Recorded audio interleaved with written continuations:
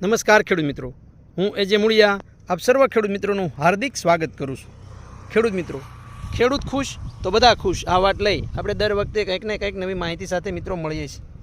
મિત્રો, આજે આપણે વાત કરી છે મગફળીના પાકની અંદર। મિત્રો, મગફળીનો પાક એટલે આપણે બધાને ખ્યાલ છે કે આપણા સૌરાષ્ટ્રની અંદર જે છે એ સૌથી વધારે વવાતો પાક આ મગફળીનો પાક છે। અને આ મગફળીના પાકની અંદર ખેડૂત મિત્રોએ ચોમાસું વાવેતર જે છે એ આગોતરું વાવેતર કરી દીધેલું। ઘણા બધા ખેડૂત મિત્રોને મગફળી જે છે એ 40થી 45 દિવસની થવા આવી। મિત્રો, 40-45 દિવસનો સમય થાય એટલે આપણે બધાને ખ્યાલ છે કે મગફળીની અંદર જે છે એ ફૂલ ઉઘડવાની શરૂઆત થઈ જાય। મિત્રો, આ ફૂલ ઉઘડવાની શરૂઆત એટલે મિત્રો આપણને ખ્યાલ છે કે આ ફૂલમાંથી જ જે છે એ સૂયા બનવાના છે। અને આ સૂયા જે છે એની શરૂઆત જે છે એ આ ફૂલ ઉઘડવાથી થાય છે। મિત્રો, આ સમયગાળો 45થી 65 દિવસના સમયગાળાની અંદર જેટલા ફૂલ ઉઘડે એટલા જ જે છે એ સૂયા વધારે બેસવાના છે।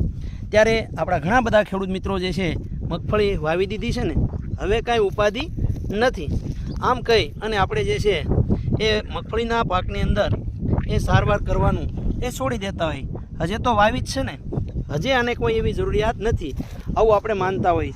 પણ મિત્રો, આ મગફળીના પાકની અંદર આપણે જોઈએ છીએ કે ખૂબ મોટી માત્રાની અંદર એ ફૂલ ઉઘડવાની શરૂઆત થઈ છે।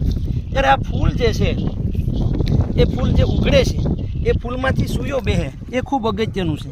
અને એના માટે થઈ અને મિત્રો આપણે ભલામણ કરતા હોઈએ છીએ કે ખેડૂત મિત્રો, આપ જો આ મગફળીનું વાવેતર કર્યું હોય અને મગફળીના પાકની અંદર આપણે 40થી 45 દિવસની મગફળી થઈ ગઈ હોય અને અત્યારે આવા ફૂલ ડંબર એ મગફળી જે છે એના ફૂલ ઉઘડવાની શરૂઆત થઈ ગઈ હોય તો ખેડૂત મિત્રો અવશ્ય જે છે એ વરદાનનો ઉપયોગ તમે કરી શકો છો।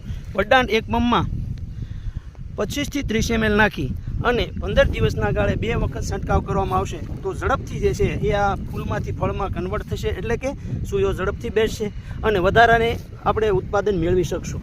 મિત્રો, વધારાની માહિતી માટેનો અમારો હેલ્પલાઇન નંબર છે 9231 93 89